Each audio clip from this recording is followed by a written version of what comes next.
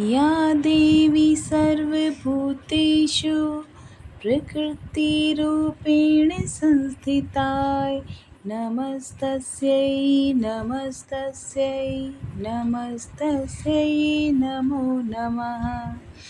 आप सभी को नवरात्रि की बहुत सारी शुभकामनाएं। आज है नवरात्रि का पहला दिन और पहले दिन हम माँ शैलपुत्री का पूजा करते हैं और घट स्थापना करते हैं। शारदीय नवरात्र में आप सभी को बहुत सारी शुभकामनाएं। श्री दुर्गा सप्तशती। ओम दुम दुर्गाय नमः। ओम दुम दुर्गाय नमः। ओम दुम दुर्गाय नमः। सर्वमंगल मांगल्ये शिवे सर्वार्थ साधिके शरण्ये त्र्यंबके गौरी नारायणी नमोस्तुते। आज प्रथम अध्याय में पहले हम करेंगे अथ देवयाः कवचम। ओम चंडिका देवी को नमस्कार है। मार्कंडेय जी ने कहा, पितामह, जो इस संसार में परम गोपनीय तथा मनुष्यों की सब प्रकार से रक्षा करने वाला है और जो अब तक आपने दूसरे किसी के सामने प्रकट नहीं किया हो, ऐसा कोई साधन मुझे बताइए। ब्रह्मा जी बोले, ब्राह्मण, ऐसा साधन तो एक देवी का कवच ही है जो गोपनीय से भी परम गोपनीय, पवित्र तथा संपूर्ण प्राणियों का उपकार करने वाला है। महामुने, उसे श्रवण करो।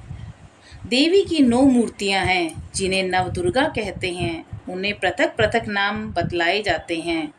प्रथम नाम शैलपुत्री है, दूसरी मूर्ति का नाम ब्रह्मचारिणी है, तीसरा स्वरूप चंद्रघंटा के नाम से प्रसिद्ध है, चौथी मूर्ति को कुष्मांडा कहते हैं, पांचवी दुर्गा का नाम स्कंद माता है, देवी के छठे रूप को कात्यायनी कहते हैं, सातवां कालरात्रि और आठवां स्वरूप महागौरी के नाम से प्रसिद्ध है। नवीं गौरी का नाम सिद्धिदात्री है। ये सब नाम सर्वज्ञ महात्मा वेद भगवान के द्वारा ही प्रतिपादित हुए हैं। जो मनुष्य अग्नि में जल रहा हो, रणभूमि में शत्रुओं से घिर गया हो, विषम संकट में फंस गया हो तथा इस प्रकार भय से आतुर होकर जो भगवती दुर्गा की शरण में प्राप्त हुए हों, उनका कभी कोई अमंगल नहीं होता। युद्ध के समय संकट में पड़ने पर भी उनके ऊपर कोई विपत्ति नहीं आती। उन्हें शोक, दुख और भय की प्राप्ति नहीं होती। जिन्होंने भक्ति पूर्वक देवी का स्मरण किया है, उनका निश्चय ही अभ्युदय होता है। देवेश्वरी, जो तुम्हारा चिंतन करते हैं, उनकी तुम निसंदेह रक्षा करती हो। चामुंडा देवी प्रेत पर आरूढ़ होती हैं, वाराही भैंस पर सवारी करती हैं, ऐन्द्री का वाहन ऐरावत हाथी है, वैष्णो देवी गरुड़ पर ही आसन जमाती हैं, माहेश्वरी वृषभ पर आरूढ़ होती हैं, कौमारी का वाहन मयूर है, भगवान विष्णु की प्रियतमा लक्ष्मी देवी कमल के आसन पर विराजमान हैं और हाथों में कमल धारण किए हुए हैं। वृषभ पर आरूढ़ ईश्वरी देवी ने श्वेत रूप धारण कर रखा है। ब्रह्मी देवी हंस पर बैठी हुई हैं और सब प्रकार के आभूषणों से विभूषित हैं। इस प्रकार ये सभी माताएं सब प्रकार की योग शक्तियों से संपन्न हैं। इनके सिवा और भी बहुत सी देवियां हैं जो अनेक प्रकार के आभूषणों की शोभा से युक्त तथा नाना प्रकार के रत्नों से सुशोभित हैं। ये संपूर्ण देवियां क्रोध में भरी हुई हैं और भक्तों की रक्षा के लिए रथ पर बैठी दिखाई देती हैं। ये शंख, चक्र, गदा, शक्ति, हल और मुसल, खेटक तथा तोमर, परशु तथा पाश, कुंद और त्रिशूल एवं उत्तम शांग धनुष आदि अस्त्र शस्त्र अपने हाथों में धारण करती हैं। दैत्यों के शरीर का नाश करना, भक्तों को अभय दान देना और देवताओं का कल्याण करना, यही उनके शस्त्र धारण करने का उद्देश्य है। महान रौद्र रूप, अत्यंत घोर पराक्रम महान बल और महान उत्साह वाले देवी, तुम महान भय का नाश करने वाली हो, तुम्हें नमस्कार है। तुम्हारी ओर देखना भी कठिन है। शत्रुओं का भय बढ़ाने वाली जगदम्बिके, मेरी रक्षा करो। पूर्व दिशा में इंद्र शक्ति मेरी रक्षा करें। अग्नि कोण में अग्नि शक्ति, दक्षिण दिशा में वाराही तथा नेत्रे कोण में खड्गधारिणी मेरी रक्षा करें। पश्चिम दिशा में वारुणी और वायव्य कोण में मृग पर सवारी करने वाली देवी मेरी रक्षा करें। उत्तर दिशा में कौमारी और ईशान कोण में शूल धारिणी देवी रक्षा करें। ब्रह्माणी, तुम ऊपर की ओर से मेरी रक्षा करो और वैष्णो देवी नीचे की ओर से मेरी रक्षा करें। इस प्रकार शव को अपना वाहन बनाने वाली चामुंडा देवी 10 दिशाओं में मेरी रक्षा करें। जया आगे से और विजया पीछे से मेरी रक्षा करें। वाम भाग में अजिता और दक्षिण भाग में अपराजिता रक्षा करें। उद्योतनी शिखा की रक्षा करें। उमा मेरे मस्तक पर विराजमान होकर रक्षा करें। ललाट में मालाधरी रक्षा करें और यशस्विनी देवी मेरी भुहों का संरक्षण करें। भुहों के मध्यम भाग में त्रिनेत्रा और नथनों की यमघंटा देवी रक्षा करें। दोनों नेत्रों के मध्य भाग में शंखिनी और कानों में द्वारवासिनी रक्षा करें।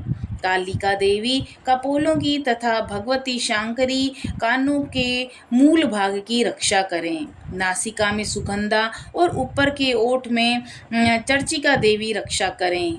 नीचे के होठ में अमृत कला और जीवा में सरस्वती देवी रक्षा करें। कौमारी दांतों की और चंडिका कंठ प्रदेश की रक्षा करें। चित्रघंटा गले की, घाटी की और महामाया तालु में रहकर रक्षा करें। कामाक्षी ठोड़ी की और सर्वमंगला मेरी वाणी की रक्षा करें। भद्रकाली ग्रीवा में और धनुर्धरी पृष्ठवंश मेरुदंड में रहकर रक्षा करें। कंठ के बाहरी भाग में नीलग्रीवा तथा कंठ की नली में नल कुबेरी रक्षा करें और दोनों कंधों में खड़िगनी और मेरी दोनों भुजाओं की वज्रधारिणी रक्षा करें।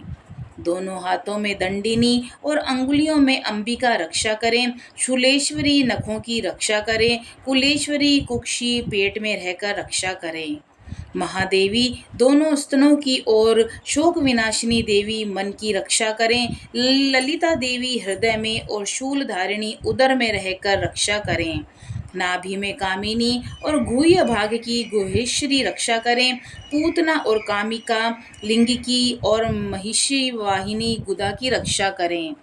भगवती कटी भाग में और विद्यावासिनी घुटनों की रक्षा करें। संपूर्ण कामनाओं को देने वाली महाबला देवी दोनों पिंडलियों की रक्षा करें। नारसिंगी दोनों घुटियों की तथा तेजसी देवी दोनों चरणों के पृष्ठभाग की रक्षा करें। श्री देवी पैरों की उंगलियों में और तलवासिनी पैरों के तलुओं में रहकर रक्षा करें। अपनी दाढ़ों के कारण भयंकर दिखाई देने वाली दृष्टा कराली देवी नखों की और ऊर्ध्वकेशिनी देवी केशों की रक्षा करें। रोमावलियों के छिद्रों में कौबेरी और त्वचा की वागेश्वरी देवी रक्षा करें। पार्वती देवी रक्त, मज्जा, वसा, मांस, हड्डी और मेद की रक्षा करें। आंतों की कालरात्रि और पित्त की मुकुटेश्वरी रक्षा करें। मूलाधार आदि कमल कोशों में पद्मावती देवी और कफ में चूड़ामणि देवी स्थित होकर हमारी रक्षा करें। नख के तेज की ज्वालामुखी रक्षा करें, जिसका किसी के अस्त्र से भेदन नहीं हो सकता।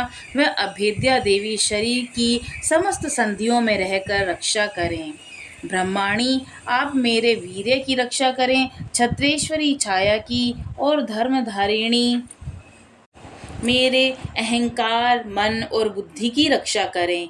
हाथों में वज्र धारण करने वाली वज्रहस्ता देवी मेरे प्राण, अपान, व्यान, उदान और समान वायु की रक्षा करें। कल्याण से शोभित होने वाली भगवती कल्याण शोभना मेरे प्राण की रक्षा करें। रस, रूप, गंध, शब्द और स्पर्श इन विषयों का अनुभव करते समय योगिनी देवी रक्षा करें तथा सत्वगुण, रजोगुण और तमोगुण की रक्षा सदा नारायणी देवी करें। वाराही आयु की रक्षा करें, वैष्णवी धर्म की रक्षा करें और चक्रणी देवी यश, कीर्ति, लक्ष्मी, धन तथा विद्या की रक्षा करें। इंद्राणी आप मेरे गोत्र की रक्षा करें। चंडिके तुम मेरे पशुओं की रक्षा करो। महालक्ष्मी पुत्रों की रक्षा करे और भैरवी पत्नी की रक्षा करे। मेरे पथ की सुपथा और मार्ग की क्षेम करी रक्षा करें। राजा के दरबार में महालक्ष्मी रक्षा करें और सब और व्याप्त रहने वाली विजया देवी संपूर्ण भयों से मेरी रक्षा करें। देवी जो स्थान कवच में नहीं कहा गया है अतएव रक्षा से रहित है, वह सब तुम्हारे द्वारा सुरक्षित हो, क्योंकि तुम विजयशालिनी और पापनाशिनी हो। यदि अपने शरीर का भला चाहे तो मनुष्य बिना कवच के कहीं एक पग भी न जाए, कवच का पाठ करके ही यात्रा करे।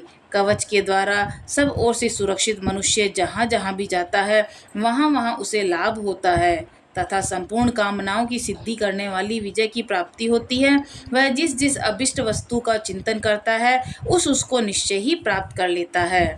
वह पुरुष इस पृथ्वी पर तुलना रहित महान ऐश्वर्य का भागी होता है। कवच से सुरक्षित मनुष्य निर्भय हो जाता है, युद्ध में उसकी पराजय नहीं होती तथा वह तीनों लोकों में पूजनीय होता है। देवी का यह कवच देवताओं के लिए दुर्लभ है।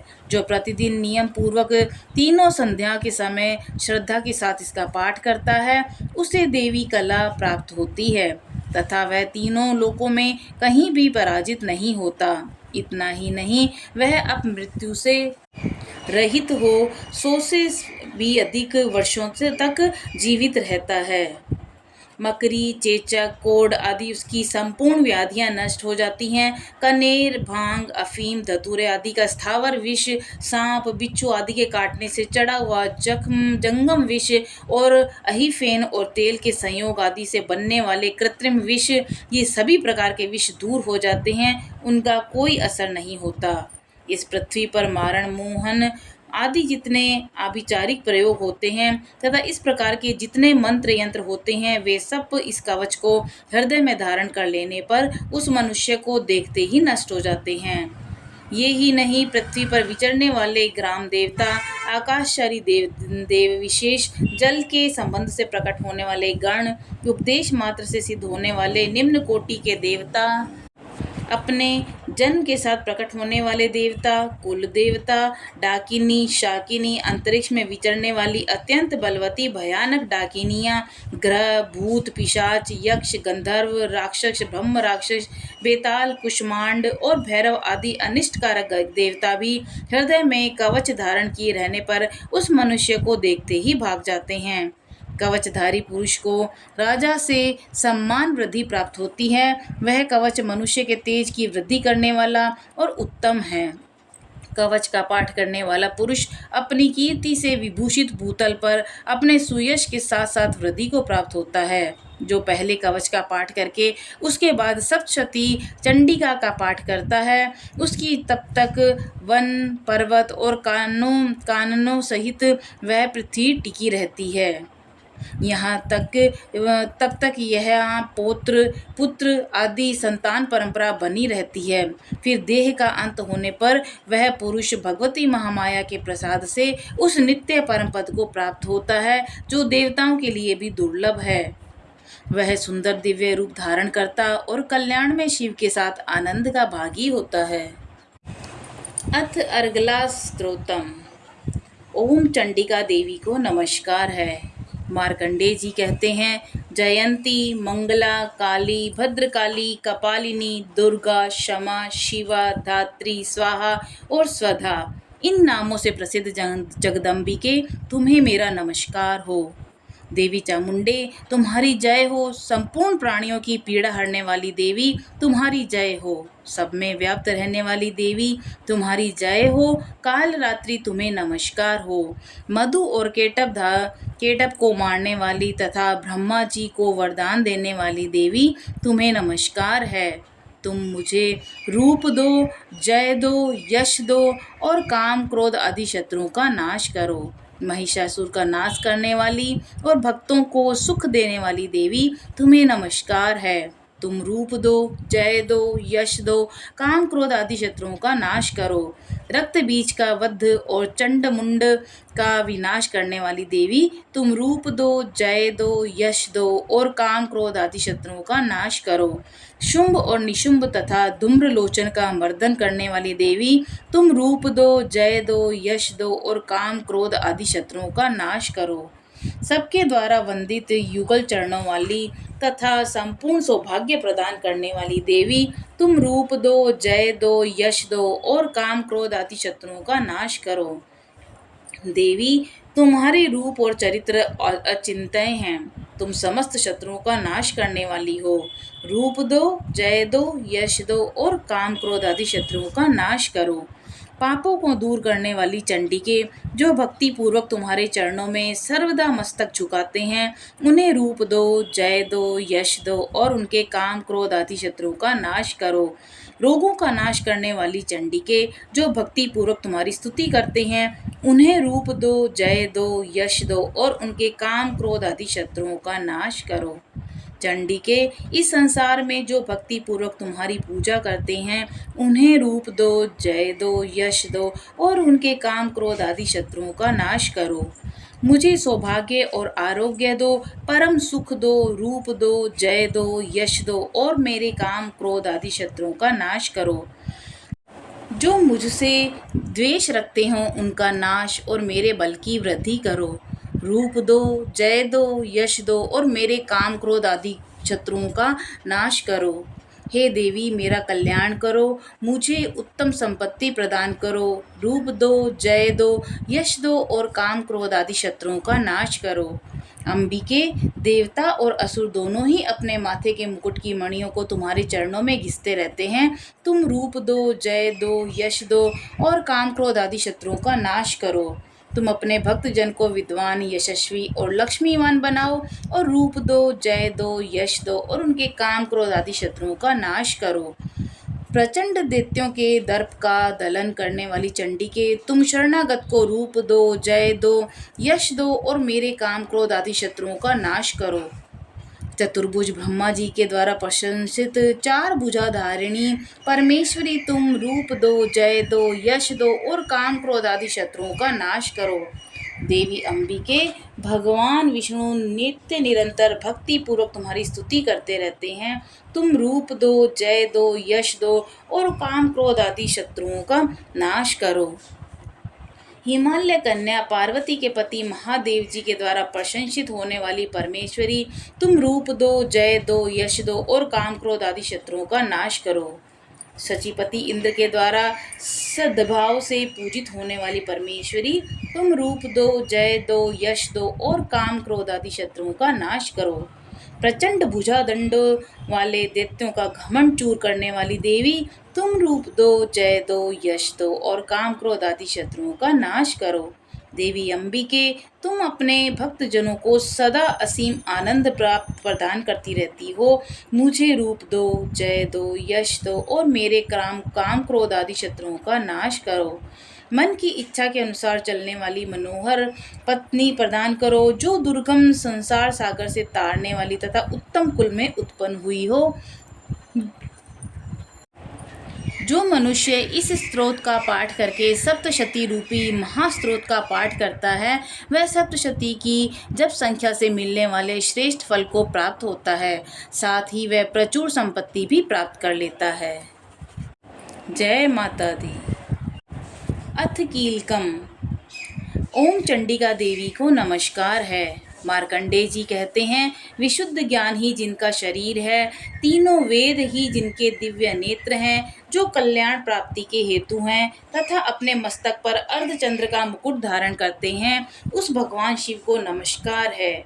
मंत्रों का जो अभिकीलक है, अर्थात मंत्रों की सिद्धि में विघ्न उपस्थित करने वाले शाप रूपी कीलक का जो निवारण करने वाला है, उस सप्तशती स्तोत्र को संपूर्ण रूप से जानना चाहिए, जो जानकर उसकी उपासना भी करनी चाहिए। यद्यपि सप्तशती के अतिरिक्त अन्य मंत्रों के जप में भी जो निरंतर लगा रहता है, वह भी कल्याण का भागी होता है। उसके भी उच्चाटन आदि कर्म सिद्ध होते हैं तथा उसे भी समस्त दुर्लभ वस्तुओं की प्राप्त होती है।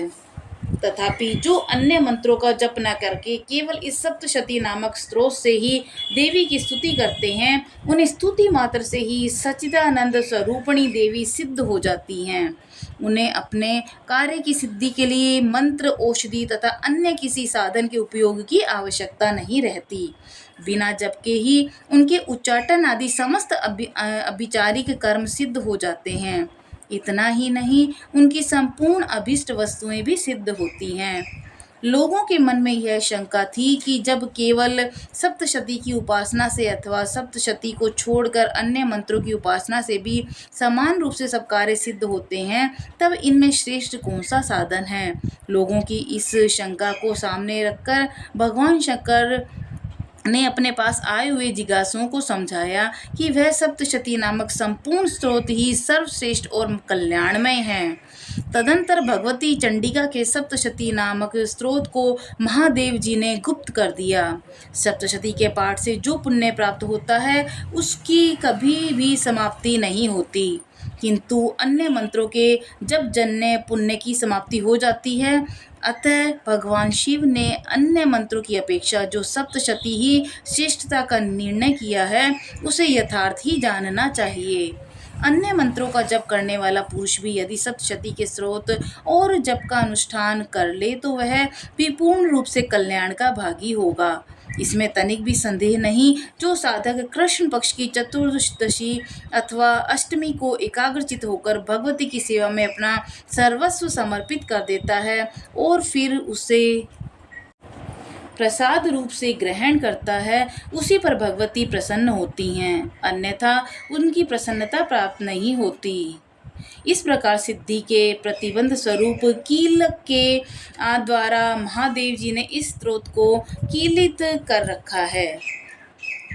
जो पूर्वोक्त रीति से निष्कीलन करके इस सप्तशती स्रोत का प्रतिदिन स्पष्ट उच्चारण पूर्वक पाठ करता है, वह मनुष्य सिद्ध हो जाता है, वही देवी का पार्षद होता है और वही गंधर्व भी होता है। सर्वत्र विचरने रहने पर भी इस संसार में उसे कहीं भी भय नहीं होता। वह अपमृत्यु के वश में नहीं पड़ता और देह के त्यागने के अनंतर मोक्ष प्राप्त कर लेता है। अतः कीलन को जानकर उसका परिहार करके ही सप्तशती का पाठ आरंभ करें। जो ऐसा नहीं करता उसका नाश हो जाता है। इसलिए कीलक और निष्कीलन का ज्ञान प्राप्त करने पर ही यह स्रोत निर्दोष होता है और विद्वान पुरुष इस निर्दोष स्रोत का पाठ करते हैं। स्त्रियों में जो कुछ भी सौभाग्य आदि दृष्टिगोचर होता है वह सब देवी के प्रसाद का ही फल है। अतः इस कल्याण में स्रोत का सदा जप करना चाहिए। इस स्रोत का मंद स्वर से पाठ करने पर स्वल्प फल की प्राप्ति होती है और उच्च स्वर से पाठ करने पर पूर्ण फल की सिद्धि होती है। अतः उच्च स्वर से ही इसका पाठ आरंभ करना चाहिए। जिनके प्रसाद से ऐश्वर्य, सौभाग्य, आरोग्य, संपत्ति, शत्रुनाश और परम मोक्ष की प्राप्ति सिद्धि होती है, उन कल्याणमयी जगदम्बा की स्तुति मनुष्य क्यों नहीं करते। अब माँ भगवती का स्मरण करते हुए अथ श्री दुर्गा सप्तशती प्रथम अध्याय का पाठ करते हैं। ओम दुम दुर्गाय नमः। प्रथम चरित्र के ब्रह्मा ऋषि, महाकाली देवता, गायत्री छंद, नंदा शक्ति, रक्तदंतिका बीज, अग्नि तत्व और ऋग्वेद स्वरूप हैं। श्री महाकाली देवता की प्रसन्नता के लिए प्रथम चरित्र के जप में विनियोग किया जाता है। भगवान विष्णु के सो जाने पर मधु और केटप को मारने के लिए कमल जन्मा ब्रह्मा जी ने जिनका स्तवन किया था, उन महाकाली देवी का मैं सेवन करता हूँ। वे अपने 10 हाथों में खड्ग, चक्र, गदा, बाण, धनुष, परिंग, शूल, भुशुंडी, मस्तक और शंख धारण करती हैं। उनके 3 नेत्र हैं। वे समस्त अंगों में दिव्य आभूषण से विभूषित हैं। उनके शरीर की कांति नीलमणि के समान है तथा वे 10 मुख और 10 पैरों से युक्त हैं। मार्कंडेय जी बोले, सूर्य के पुत्र सावर्णी जो 8वें मनु कहे जाते हैं, उनकी उत्पत्ति की कथा विस्तार पूर्वक कहता हूँ, सुनो। सूर्य कुमार महाभाग सावर्णी भगवती महामाया के अनुग्रह से जिस प्रकार मनवंतर के स्वामी हुए, वही प्रसंग सुनाता हूँ। पूर्व काल की बात है। स्वारोचिष मनवंतर में सूरत नाम के एक राजा थे जो चैत्रवंश में उत्पन्न हुए थे। उनका समस्त भूमंडल पर अधिकार था। वे प्रजा का अपने और से पुत्रों की भांति धर्म पूर्वक पालन करते थे। तो भी उस समय कोला विध्वंसी नाम के क्षत्रिय उनके शत्रु हो गए। राजा सूरत की दंड नीति बड़ी प्रबल थी। उनका शत्रुओं के साथ संग्राम हुआ। यद्यपि कोला विध्वंसी संख्या में कम थे, तो भी राजा सूरत युद्ध में उनसे परास्त हो गए। तब वे युद्ध भूमि से अपने नगर को लौट आए और केवल अपने देश के राजा होकर रहने लगे। किंतु वहां भी उन प्रबल शत्रुओं ने उस समय महाभाग राजा सूरत पर आक्रमण कर दिया। राजा का बल क्षीण हो चला था, इसीलिए उनके दुष्ट बलवान और दुरात्मा मंत्रियों ने वहां उनकी राजधानी में भी राजकीय सेना और खजाने को हथिया लिया। सूरत का प्रभुत्व नष्ट हो चुका था, इसीलिए वे शिकार खेलने के बहाने घोड़े पर सवार हो वहां से अकेले ही एक घने जंगल में चले गए। वहां उन्होंने विप्रवर मेघा मुनि का आश्रम देखा, जहां कितने ही हिंसक जीव और परम शांति भाव से रहते थे। मुनि के बहुत से शिष्य उस वन की शोभा बढ़ा रहे थे। वहां जाने पर मुनि ने उनका सत्कार किया और वे मुनि श्रेष्ठ के आश्रम पर इधर उधर विचरते हुए कुछ काल तक रहे। फिर ममता से आकर्षित होकर वहां इस प्रकार चिंता करने लगे। पूर्व काल में मेरे पूर्वजों ने जिसका पालन किया था, वही नगर आज मुझसे रहित है। पता नहीं मेरे दुराचारी भृत्यगण उनकी धर्मपूर्वक रक्षा करते हैं या नहीं। जो सदा मर्द की वर्षा करने वाला और शूरवीर था, वह मेरा प्रधान हाथी अब शत्रुओं के अधीन होकर न जाने किन भोगों को भोगता होगा। जो लोग मेरी कृपा, धन और भोजन पाने से सदा मेरे पीछे पीछे चलते थे, वे निश्चय ही अब दूसरे राजाओं का अनुसरण करते होंगे। उन अपवयी लोगों के द्वारा सदा खर्च होते रहने के कारण अत्यंत कष्ट से जमा किया हुआ मेरा वह खजाना खाली हो जाएगा। ये तथा और भी कई बातें राजा सूरत निरंतर सोचते रहते थे। एक दिन उन्होंने वहां विप्रवर मेघा के आश्रम के निकट एक वैश्य को देखा और उससे पूछा, भाई तुम कौन हो? यहाँ तुम्हारे आने का क्या कारण है? तुम क्यों शोकग्रस्त और अनमने से दिखाई देते हो? राजा सूरत का ये प्रेम पूर्वक कहा गया वचन सुनकर वैश्य ने विनीत भाव से उन्हें प्रणाम करके कहा। वैश्य बोला, राजन, मैं धनियों के कुल में उत्पन्न एक वैश्य हूँ। मेरा नाम समाधि है। मेरे दुष्ट स्त्री पुरुषों ने धन के लोभ से मुझे घर से बाहर निकाल दिया था। मैं इस समय धन, स्त्री और पुत्रों से वंचित हूँ। मेरे विश्वसनीय बंधुओं ने मेरा ही धन लेकर मुझे दूर कर दिया है। इसीलिए दुखी होकर मैं वन में चला आया हूँ। यहाँ रहकर मैं इस बात को नहीं जानता कि मेरे पुत्रों की, स्त्री की और स्वजनों की कुशल है या नहीं। इस समय घर में वे कुशल से रहते हैं अथवा उन्हें कोई कष्ट है। वे मेरे पुत्र कैसे हैं? क्या वे सदाचारी हैं अथवा दुराचारी हो गए हैं? राजा ने पूछा, जिन लोभी स्त्री, पुत्र आदि के धन के कारण तुम्हें घर से निकाल दिया, उनके प्रति तुम्हारे चित्त में इतना स्नेह का बंधन क्यों? वैश्य बोला, आप मेरे विषय में जैसी बातें करते हैं वह सब ठीक है, किंतु क्या करूं, मेरा मन निष्ठुरता नहीं धारण करता। जिन्होंने धन के लोभ में पड़कर पिता के प्रति स्नेह, पति के प्रति प्रेम और आत्मीय जनक के प्रति अनुराग को तिलांजलि दे मुझे घर से निकाल दिया है, उन्हीं के प्रति मेरे हृदय में इतना स्नेह है। महामते, गुणहीन बंधुओं के प्रति भी जो मेरा चित्त इस प्रकार प्रेम मगन हो रहा है, वह क्या है? इस बात को मैं जानकर भी नहीं जान पाता। उनके लिए मैं लंबी सांसें ले रहा हूँ और मेरा हृदय अत्यंत दुखित हो रहा है। उन लोगों में प्रेम का सर्वथा अभाव है, तो भी उनके प्रति मेरा मन निष्ठुर नहीं हो पाता। इसके लिए मैं क्या करूँ? मार्कंडेय जी कहते हैं, ब्राह्मण तदंतर राजाओं में श्रेष्ठ सूरत और वह समाधि नामक वैश्य दोनों साथ साथ मेधा मुनि की सेवा में उपस्थित हुए और उनके साथ यथा योग्य न्यायकुल विनयपूर्ण बर्ताव करके बैठे। तत्पश्चात वैश्य और राजा ने कुछ वार्तालाप आरंभ किया। राजा ने कहा, भगवान, मैं आपसे एक बात पूछना चाहता हूँ, मुझे बताइए। मेरा चित्त अपने अधीन न होने के कारण वह बात मेरे मन को बहुत दुखी कर देती है। जो राज्य मेरे हाथ से चला गया है, उसमें और उसके संपूर्ण अंगों में मेरी ममता बनी हुई है। मुनि श्रेष्ठ, यह जानते हुए कि वह अब मेरा नहीं है, अज्ञानी की भांति मुझे उसके लिए दुख होता है। यह क्या है? इधर यह वेश्या भी घर से अपमानित होकर आया है। इसके पुत्र, स्त्री और भृत्यों ने इसे छोड़ दिया है। स्वजनों ने भी इसका परित्याग कर दिया है, तो भी यह उनके प्रति अत्यंत हार्दिक स्नेह रखता है। इस प्रकार यह तथा मैं दोनों ही बहुत दुखी हैं। जिनमें प्रत्यक्ष दोष देखा गया है, उस विषय के लिए भी हमारे मन में ममता जनित आकर्षण पैदा हो रहा है। महाभाग, हम दोनों समझदार हैं, तो भी हम में जो मोह पैदा हुआ है, यह क्या है?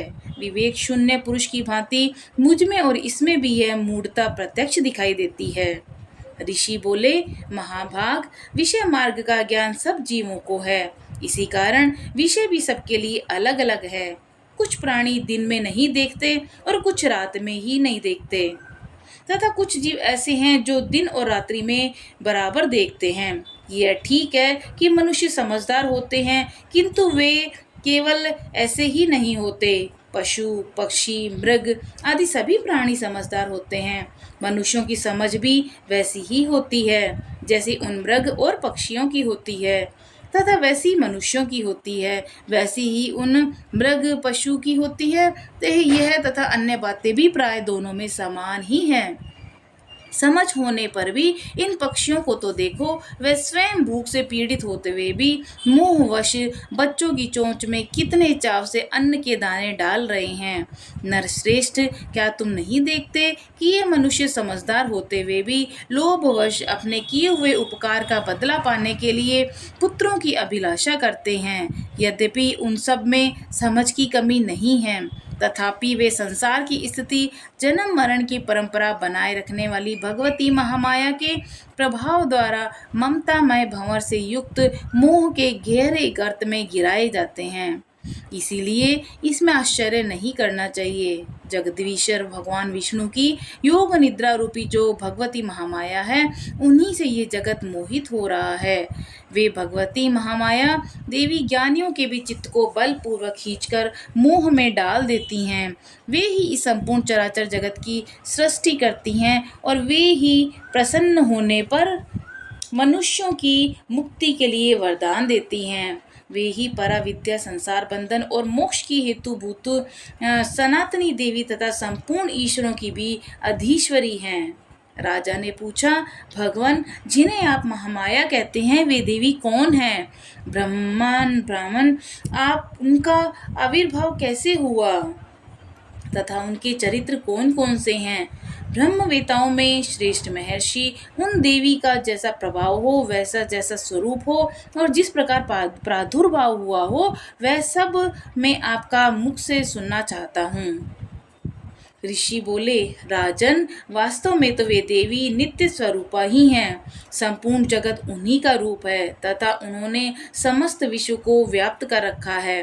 तथापि उनका प्राकट्य अनेक प्रकार से होता है, वह मुझसे सुनो। यद्यपि वे नित्य और अजन्मा हैं, तथापि जब देवताओं का कार्य सिद्ध करने के लिए प्रकट होती हैं, उस समय लोक में उत्पन्न हुई कहलाती हैं। कल्प के अंत में जब संपूर्ण जगत एकारण में निमग्न हो रहा था, तो और सबके प्रभु भगवान विष्णु शेषनाग की शैया बिछाकर योग निद्रा का आश्रय लेकर सो रहे थे, उस समय उनके कान के मैल से दो भयंकर असुर उत्पन्न हुए, जो मधु और कैटभ के नाम से विख्यात थे। वे दोनों ब्रह्मा जी का वध करने को तैयार हो गए। भगवान विष्णु के नाभि कमल में विराजमान प्रजापति ब्रह्मा जी ने जब उन दोनों भयानक असुरों को अपने पास आया और भगवान को सोया हुआ देखा, तब एकाग्रचित होकर उन्होंने भगवान विष्णु को जगाने के लिए उनके नेत्रों में निवास करने वाली योग निद्रा का स्तवन आरंभ कर दिया, जो इस विश्व की अधीश्वरी, जगत को धारण करने वाली, संसार का पालन करने वाली और संहार करने वाली तथा तेज स्वरूप भगवान विष्णु की अनुपम शक्ति हैं। उन्हीं भगवती निद्रा देवी की भगवान ब्रह्मा स्तुति करने लगे। ब्रह्मा जी ने कहा, हे देवी, तुम ही स्वाहा, तुम ही स्वधा और तुम ही वष्टकार हो। स्वर भी तुम्हारे ही स्वरूप हैं। तुम ही जीवनदायिनी सुधा हो। नित्य अक्षर प्रणव में अकार उकार मकार इन तीनों मात्राओं के रूप में तुम ही स्थित हो तथा इन तीन मात्राओं के अतिरिक्त जो बिंदु रूपा नित्य अर्ध मात्रा है जिसका विशेष रूप से उच्चारण नहीं किया जा सकता, वह भी तुम ही हो। देवी, तुम ही संध्या सावित्री और परम जननी हो। देवी, तुम ही इस विश्व ब्रह्मांड को धारण करती हो। तुमसे ही इस जगत की सृष्टि होती है, तुम ही से इसका पालन होता है और सदा तुम ही कल्प के अंत में सबको अपना ग्रास बना लेती हो। जगन्मयी देवी, इस जगत की उत्पत्ति के समय तुम सृष्टि रूपा हो, पालन काल में स्थित रूपा हो तथा कल्पांत के समय संहार रूप धारण करने वाली हो। तुम ही महाविद्या और महामाया, महामेधा, महास्मृति, महामोह रूपा, महादेवी और महासुरी हो। तुम ही तीनों गुणों को उत्पन्न करने वाली सबकी प्रकृति हो। भयंकर काल रात्रि, महारात्रि, मोहरात्रि भी तुम ही हो। तुम ही श्रीं, तुम ही ईश्वरी, तुम ही ह्रीं और तुम ही बोध स्वरूपा बुद्धि हो। लज्जा, पुष्टि, तुष्टि, शांति, क्षमा भी तुम ही हो। तुम ही खड्ग धारिणी, शूल धारिणी, घोर रूपा तथा गदा, चक्र, शंख और धनुष धारण करने वाली हो। बाण, भुषुंडी और परिघ ये भी तुम्हारे अस्त्र हैं। तुम सौम्य और सौम्यतर हो। इतना ही नहीं, जितने भी सौम्य और सुंदर पदार्थ हैं उन सब की अपेक्षा तुम अत्यधिक सुंदरी हो। पर और अपर सबसे परे रहने वाली परमेश्वरी तुम ही हो। सर्वस्वरूपे देवी, कहीं भी सत्य असत्य जो कुछ वस्तुएं हैं उन सब की जो शक्ति है वह तुम ही हो।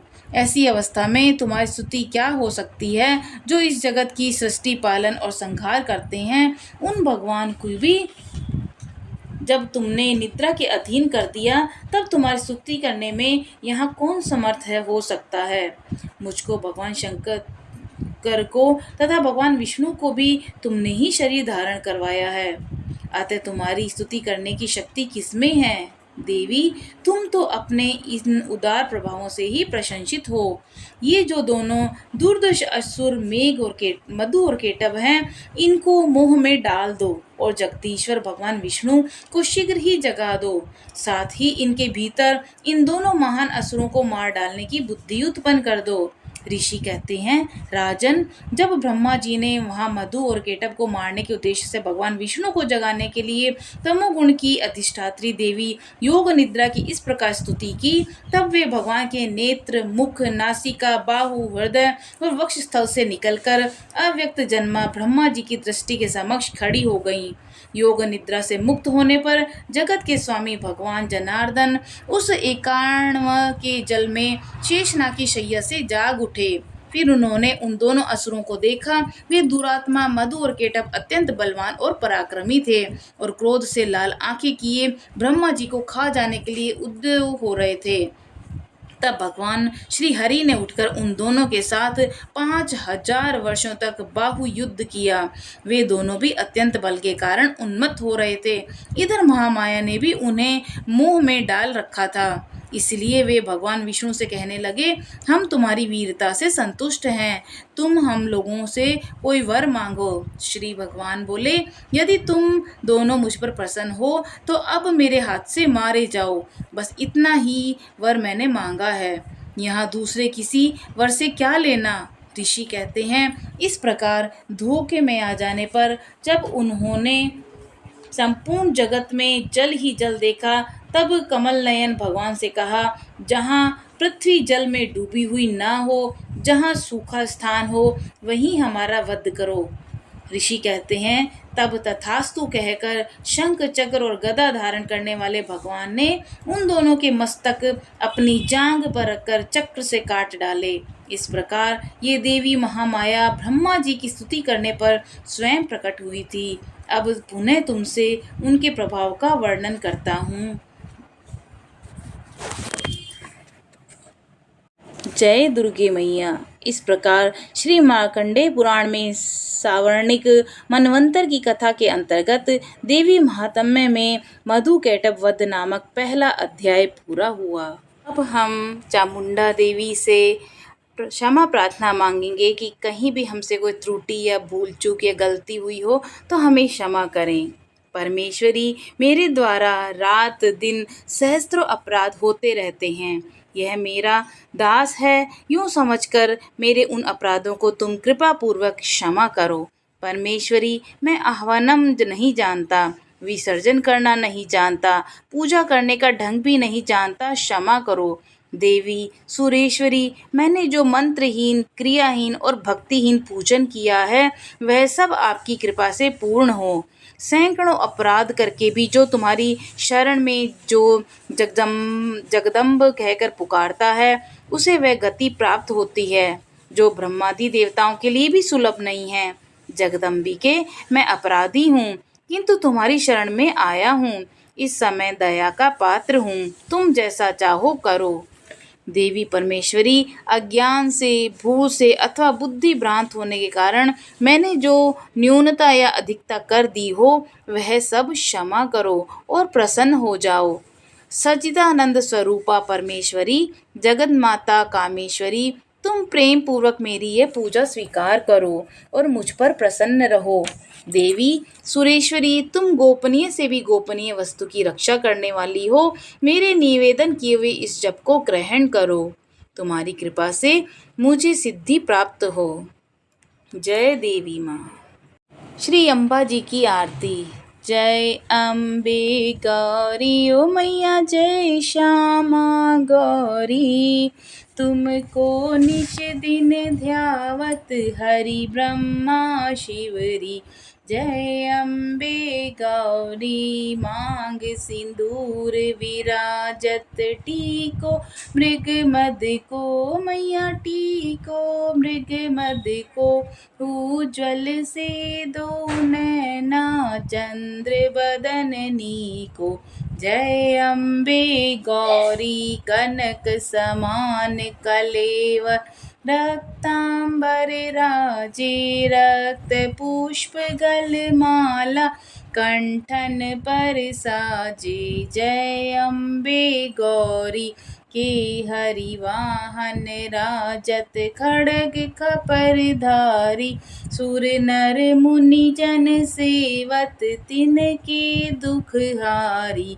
जय अम्बे गौरी, कानन कुंडल शोभित, नासाग्रे मोती मैया, नासाग्रे मोती, कोटिक चंद्र दिवाकर, समराजत ज्योति। जय अम्बे गौरी, शुंभ निशुंभ विदारे, महिषासुर घाती, धूम्र विलोचन नैना, निश दिन मदमाती। जय अम्बे गौरी, चंड मुंड संघारे, शोणित बीज हरे, मधु कैटभ दो मारे, सुर भयहीन करे।